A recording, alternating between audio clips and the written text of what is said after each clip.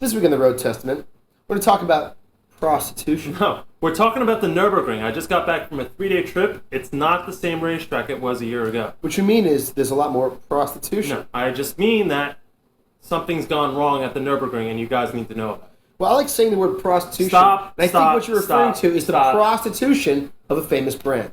This week, I, Alex Roy, JF Musial. We're going to talk about the prostitution of a famous brand, the Nurburgring. Also, this is an excellent drink. Coca-Cola. Actually, delicious. This is really good. I love it when it's in the bottle. So do I. Glass bottle, the best. Yeah. Road Testament. Yeah. This week.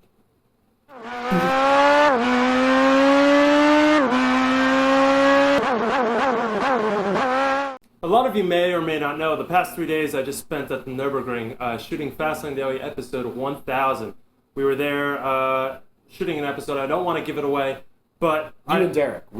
Sorry, Derek and I. There was a funny thing that happened when we got there, though. It was Derek's first time there. It's my second time there. The initial reaction of Derek was, this is a resort. Now, I was there a year ago. Resort like Reno, like places in Vegas? Yeah. So, let me explain. A year ago, I was at the Nürburgring. There really wasn't much there at all. The car manufacturers had their testing facilities. There was sort of a few new restaurants, nothing big. I go this year. New bars, new clubs, a roller coaster, a go-kart track. The place that is the green hell, 2 hours from Frankfurt, 2 hours from any major city, has turned into its own destination. So it's become, they've prostituted the brand. Bingo. The racetrack we've known as being the secret test facility for many car manufacturers to test their new sports cars is no longer so secret. Well, I mean, was it ever really a secret? Of course, the Nürburgring is a legendary racetrack. You all know it. We all know it. Well, because the person down GT4. The person down on the street doesn't necessarily know it unless they own GT4. Right. Or unless they've seen a Cadillac ad in the last 3 years. Bingo. Or if they've watched Top Gear. That being said, it's no longer the place it used to be. And that is upsetting to me because to me, it's like Mecca. I go there, I see the best sports cars in the world. No matter what day you go, you see something cool. Now, it's Disneyland for car nerds and for people who think they know cars. First of all, I mean, I'm going to be the first one to say, I can't believe it, that this is not a bad thing because... They need to make money. I understand that it's business, like anything else in life. You know something? The more the public know about racetracks, the better. Because people should be driving on the track and out on the street. But the problem with this situation is that the Nürburgring has been used as a benchmark for car manufacturers for how many years? Well, I don't know. I mean, maybe... A very long time. Well, at least... Well, I mean, the track opened in 29. I bet you the people manufacturers have been using it probably for 10 or 20 years. Probably longer, yeah. The problem, though, is that, is this really a good test track facility for these manufacturers if it's such a public place now? Well, we see spy shots from the place every week or so. Listen, manufacturers know that spy shots are being taken. And in my opinion, they're probably letting the cars be seen less and less disguised over time. There's no doubt in my mind that there is certain procedures as to which parts of the car are disguised and not in its product life cycle. Well, are you suggesting the Nurburgring is no longer secret enough for cars to be tested successfully? Bingo. If you say bingo again, I'm going to think that you've been watching Inglourious Basterds too many times. But because I'm actually going to say I guess I'm going to disagree with you. Why? Look, of all things, people should be familiar with tracks. The Nürburgring is unique because you can't go to Laguna Seca as a civilian and pay $50 to go out and drive around. That's right, you can't. Okay. But why can't we have something like that here in the U.S.? We should. But why can't Monticello do that? Why can't any other Too expensive. And hey, guess what? Because in order to bring the cost down for the track time, for the civilian to go out there, the track's got to make money other ways, as in opening bars, amusement stands, and other things. So think about what it costs to run a track at all, and in order to bring the cost anywhere reasonable for the average person, they've got to make money other ways. I'm thinking very macro level for this. You want to think at a macro level? I think the Nürburgring track times are in fact no longer really relevant. Agreed. Look at where cars are being tested today. Outside the Nürburgring, you've got the Ascari racetrack. You've even got Laguna Seca. But no one is comparing Ascari Laguna track time. No, but I'm looking at the importance of car testing for new manufacturers in the world. From what's the reliability standpoint? Exactly. Why did the Nurburgring become this benchmark? I don't understand. Because it was the only global benchmark that was accessible. You know, if it's not like Ford is going to say Ford doesn't have access to Ferrari's racetrack or to Ferrari doesn't have access to Porsches.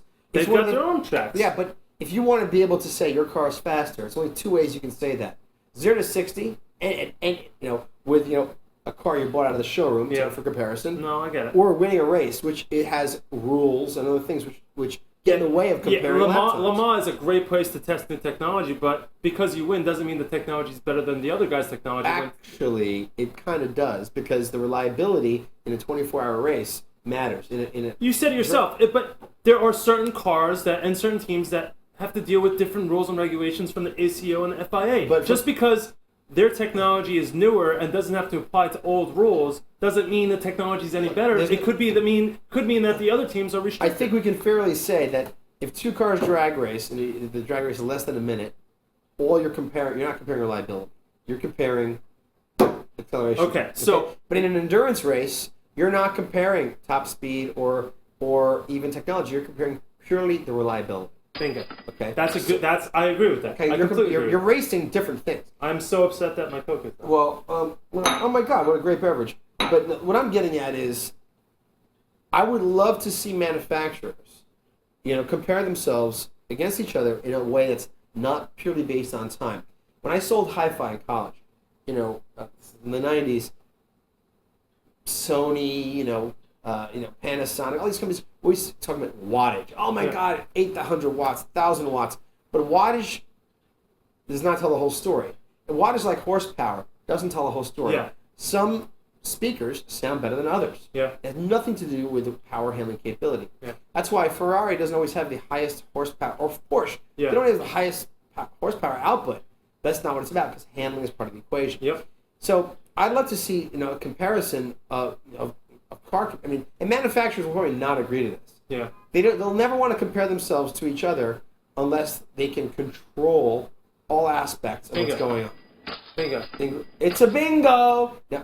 So I like to see a comparison of how many dozen eggs can you carry over this distance on a rocky road without spilling. That tells me about the suspension of your minivan. Okay.